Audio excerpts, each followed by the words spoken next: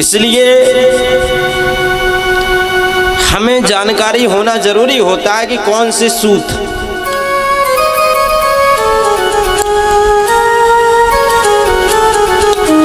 देवी महापुराण की एक और विशेषता, 18 पुराण में से श्री वेदव्यास जी ने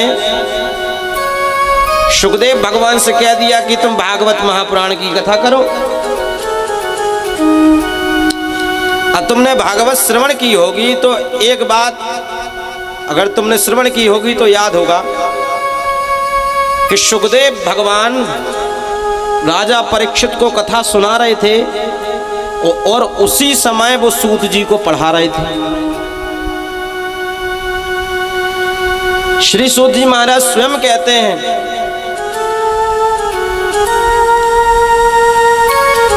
श्रवणम परीक्षितो राजा अध्यपन्नम, उनको कथा सुना रहे थे, मुझे अध्ययन करा रहे थे, मैंने वही कथा सुनी है।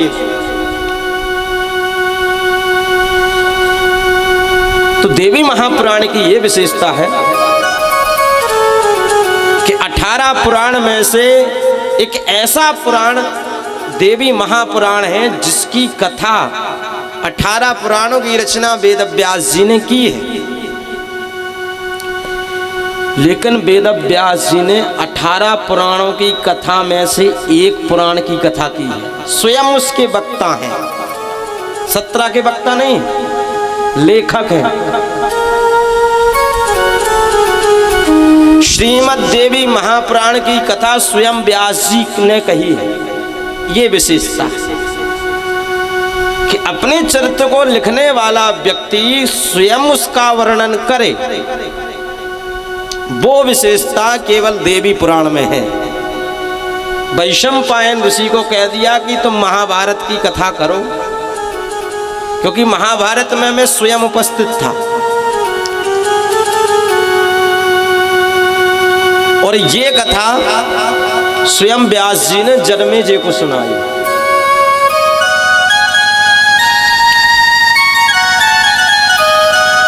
समझ में आ रही कि नहीं आ रही? नहीं, हमारी कथा कहना तभी सार्थक है जब श्रोताओं को समझ में आए।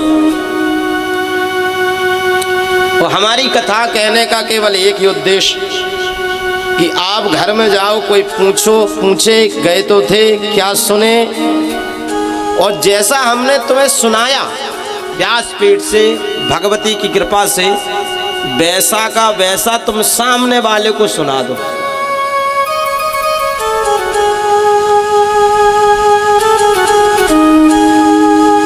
तो आइए हम श्रीमद् देवी महापुराण के महात्म्य में प्रवेश करने जा रहे हैं। हम भगवती से प्रार्थना करें, माँ अब हम आपकी कथा में प्रवेश करने की आज्ञा आपसे चाहते हैं। आप हमें आज्ञा प्रदान करें, वो सामर्थ्य प्रदान करें ताकि ये आपका बालक आपकी कथा करने में सक्षम हो सके, आपका गुणगान कर सके। तो हम सब श्रोता भगवती की कृपा से वो कथा सुन सकें। तो माँ के चरणों में प्रणाम करेंगे। बोलिए भुवनेश्वरी नारायणं नमस्कृत्य नरं चैव नरोत्तमं देवीं सरस्वतीं व्यासं ततो जयमुदीरयेत्।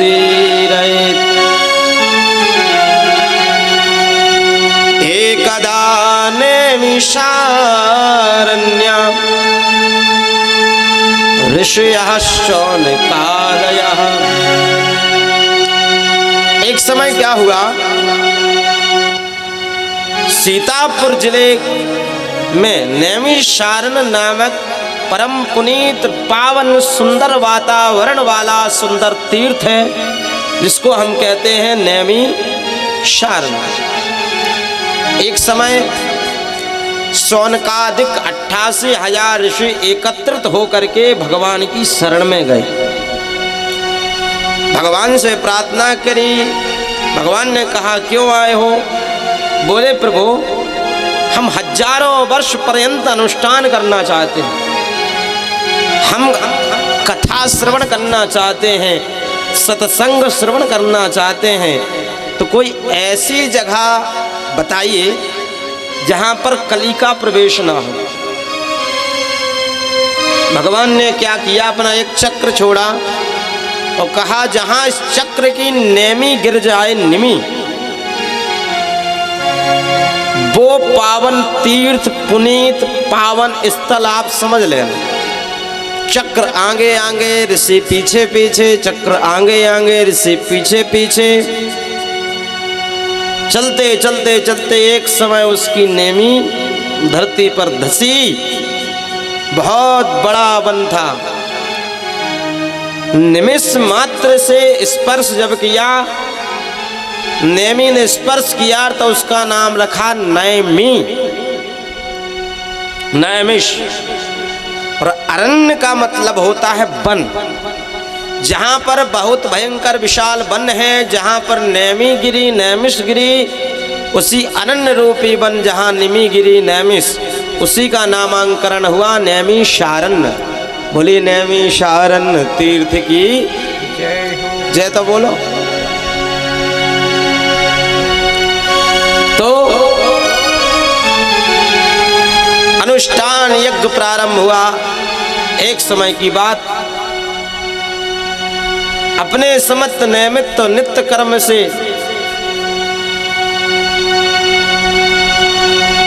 समस्त कार्यभार करने के पश्चात, यज्ञ होम करने के पश्चात, एक जगह पर सभी ऋषि बैठ गए। भगवान श्री सूत जी भगवान का आगमन होता है। बोले सूत जी महाराज की। सूत जी महाराज जैसे पधारे तो सब खड़े हो गए। ज्ञान की पावर की बात हम आपसे कर रहे हैं। अगर आपके पास ज्ञान है, विद्या है, तो दुनिया आपको सलूट करेगी।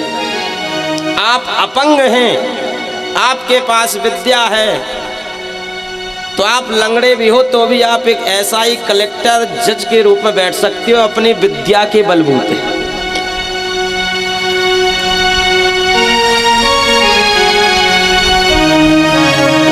सूत जी महाराज आए, सभी ऋषि खड़े।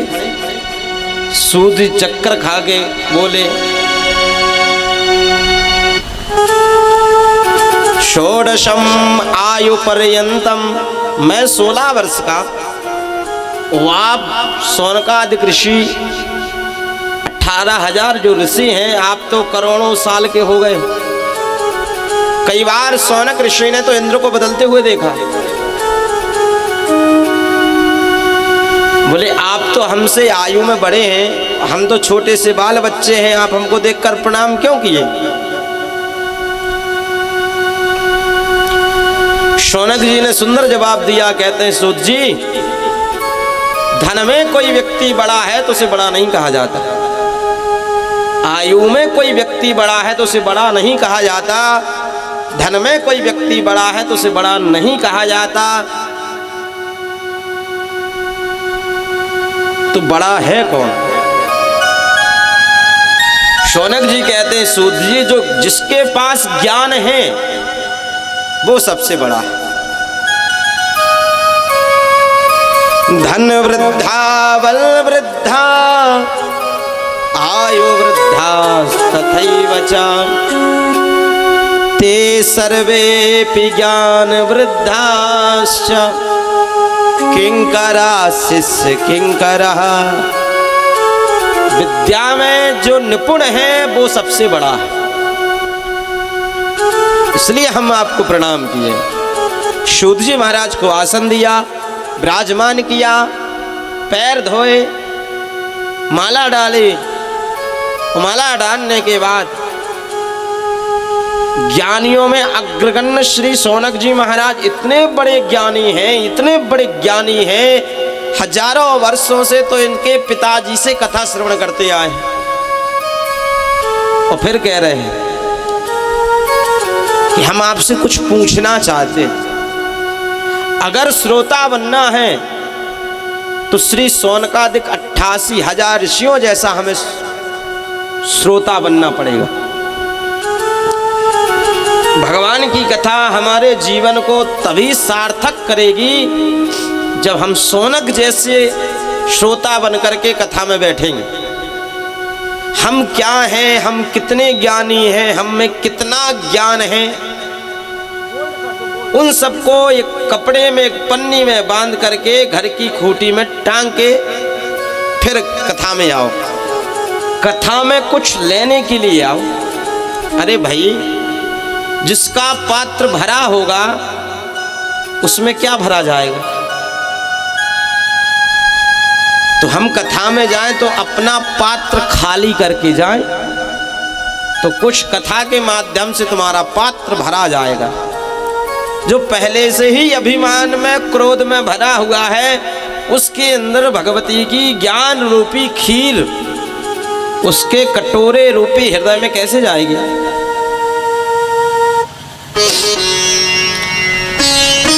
प्रणाम करके प्रश्न किया है।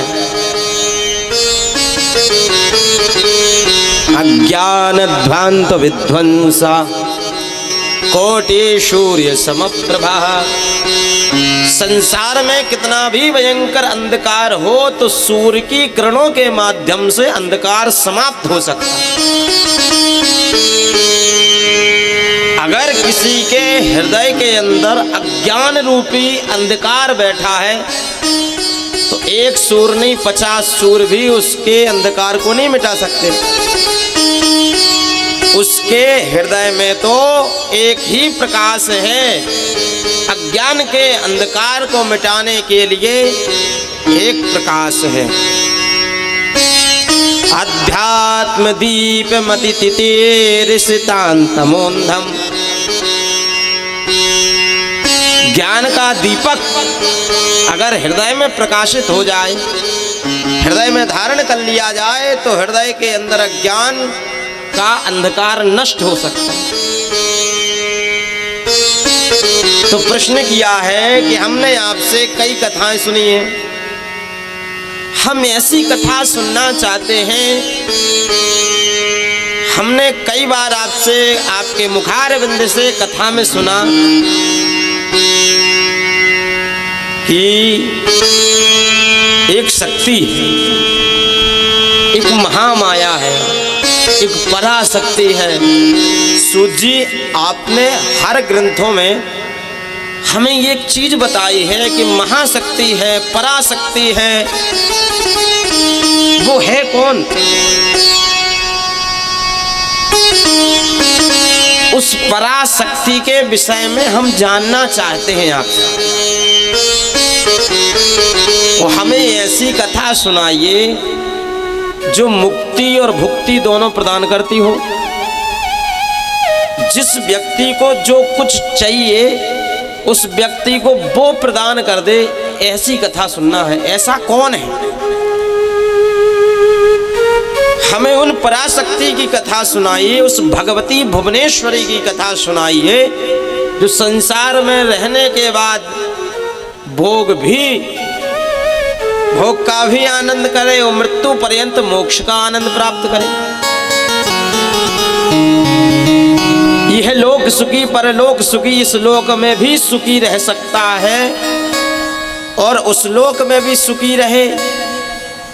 ऐसी उन पराशक्ति की कथा सुनाइए। ऐसा कौन है जिस संसार में पुत्र को चाहने वाली को पुत्र प्रदान करे, गाड़ी चाहने वाले को गाड़ी प्रदान करे, घर चाहने वाले को घर प्रदान करे, पत्नी चाहने वाले को पत्नी प्रदान करे। ऐसी कौन है? हम उनकी कथा सुनना चाहते हैं। ऋषि कहते हैं कि तुमने ये कथा जो सुनाई, पूछी है, तुमको धन्यवाद, बार बार धन्यवाद। क्योंकि कथा जो होती है वो 3 लोगों का कल्याण करती है। पूछने वाले का, कहने वाले का और जितने सुनते हैं उन सबका कथा कल्याण करती है।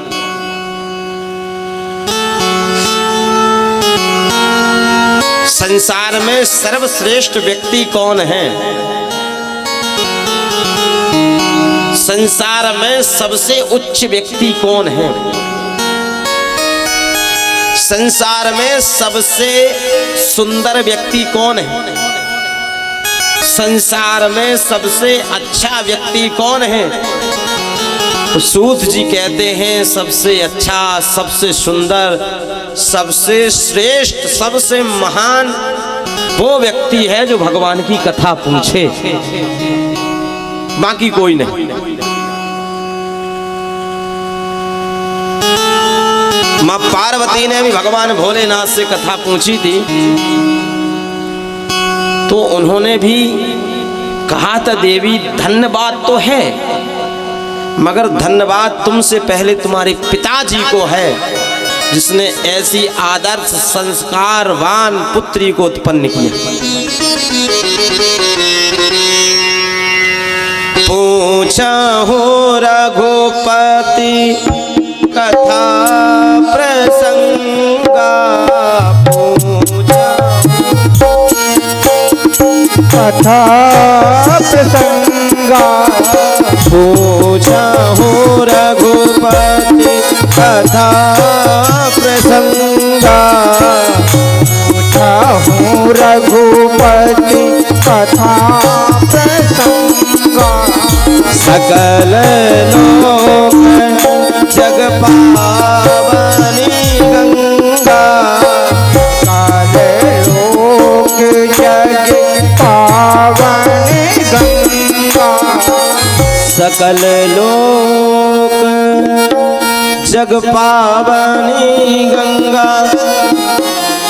ये संसार में रहने वाले समस्त व्यक्ति पर अनुग्रह करती है और सभी जीवों का कल्याण करती है। इसलिए कथा पूछने वाले को तो धन्यवाद देना ही पड़ता है। इसलिए जितने जजमानों ने कथा करवा रहे हैं, जितने सुन रहे हैं, जितने यूट्यूब पर देख रहे हैं, जो ऐसे यजमान बार बार धार्मिक कार्य कराते रहते हैं, ऐसे भगवती के चरणों में प्रणाम करेंगे और कहेंगे भगवती इनकी झोली भर देना। सूत जी कहने लगे कि शौनक जी बहुत अच्छा प्रश्न किए। साधु पृष्ठम महाभागा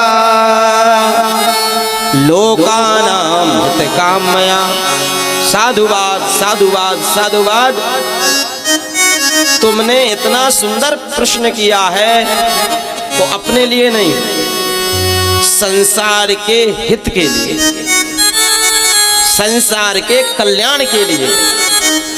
तो आपसे एक बात बतावें, शौनक जी और सूत जी की जितनी कथा चली है वो उनके स्वयं के लिए नहीं, जगत का कल्याण कैसे हो, पाप में लिप्त जीवियों का उद्धार कैसे हो, जीव भव बंधन से कैसे छूटे, माया में लिपटे हुए जीव का कल्याण कैसे हो।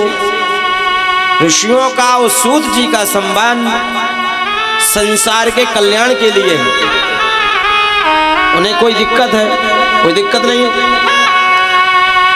नहीं तो वो अपने लिए प्रश्न करते। लेकिन अपने लिए प्रश्न शौनक जी नहीं करते। शौनक जी हमेशा दूसरों के हित के लिए, संसार के कल्याण के लिए प्रश्न करते।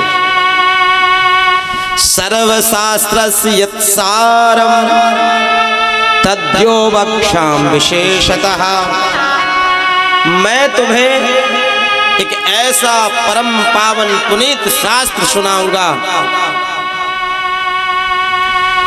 कलयुग रूपी पाप का आक्रमण तभी तक जीव पर है तब तक जब तक श्रीमद् देवी पुराण रूपी पुण्य का बीज उदय नहीं हुआ।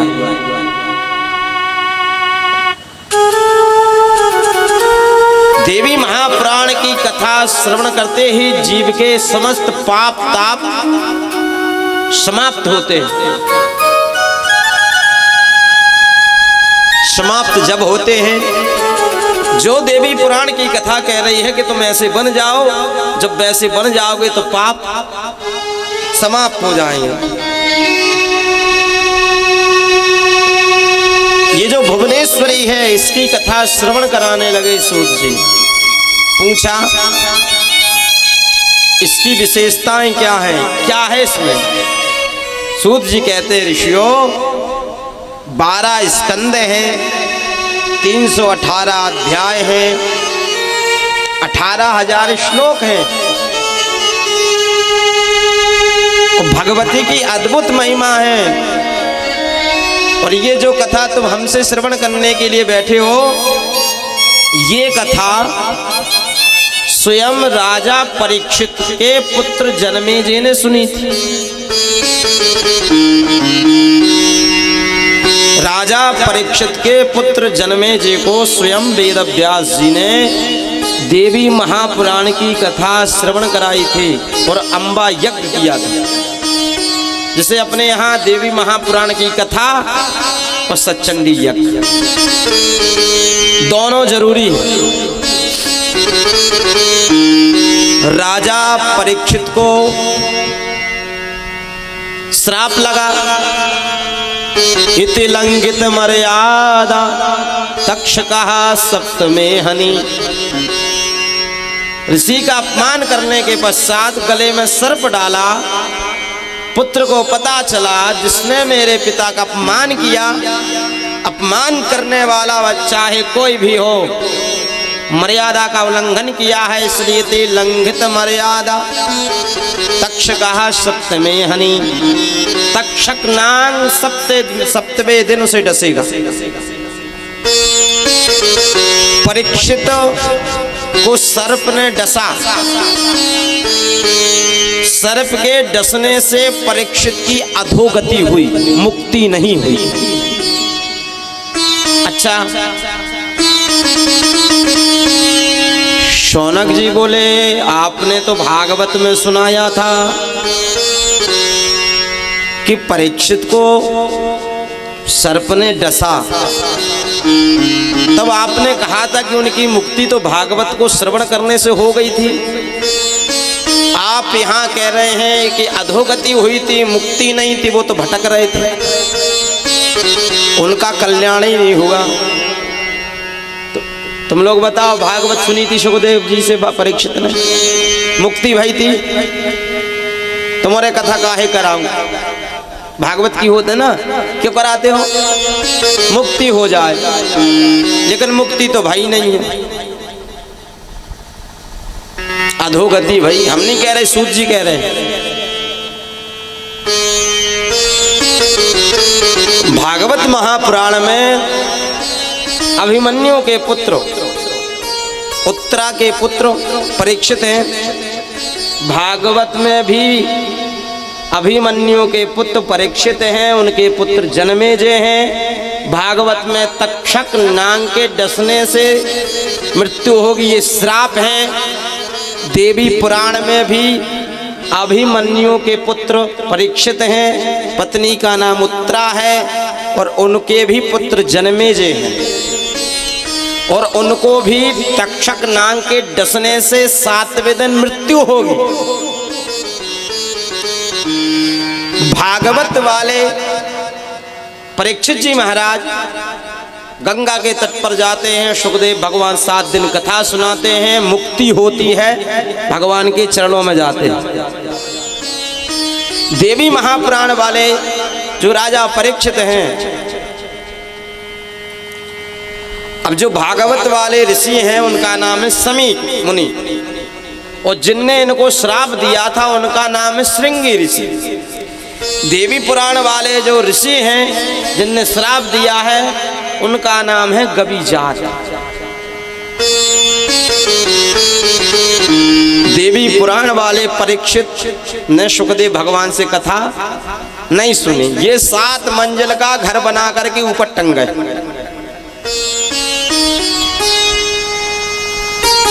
आ गया भेद। हम हमेशा एक बात बोलते हैं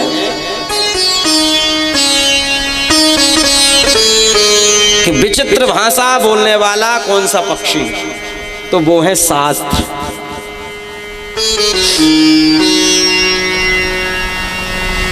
जो भागवत महापुराण में राजा परीक्षित हैं वो है श्री श्वेत वाराह कल्प के, और जो देवी महापुराण वाले राजा परीक्षित हैं ये है सारस्वत कल्प। हर कल्प में, हर युग में हर कैरेक्टर आते हैं, अभिनय निभाते हैं।